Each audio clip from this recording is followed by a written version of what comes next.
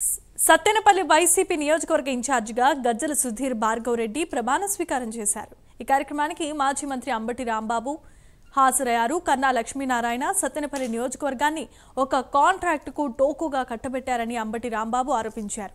Cash కొట్టు, gift పట్టు అన్న చందంగా కన్నా పాలన ఉందని ఎద్దేవా చేశారు. లోకేష్ను డిప్యూటీ సీఎం చేయాలని చంద్రబాబుకు ఇంటి పోరు ప్రారంభమైందని తెలిపారు.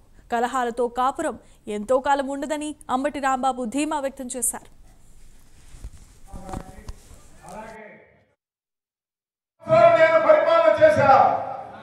నా పరిపాలన ఎలా ఉంది, ఈ 7 మాసాల పరిపాలన ఎలా ఉందో ఒక్కసారి గుండె మీద చెయ్యి వేసుకొని చెప్పమని చెప్తా ఉన్నా.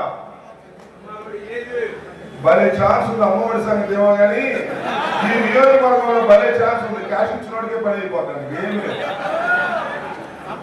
క్యాష్ ఇచ్చు గిఫ్ట్ పట్టు అంటారే ఆ సందంగా ఏ డబ్బులైనా ఇచ్చేయటం, పని చేసుకుని వెళ్లిపోయే పరిస్థితుల్లో రేటును ఫిక్స్ చేసి ఇవాళ ఈ నియోజకవర్గంలో పరిపాలన సాగుతా ఉంది.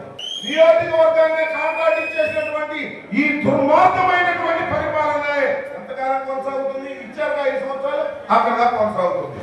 నేను మనవి చేస్తున్నా, మళ్ళా ఈ రాష్ట్రానికి జగన్మోహన్ రెడ్డి ముఖ్యమంత్రి కావడం ఖాయం.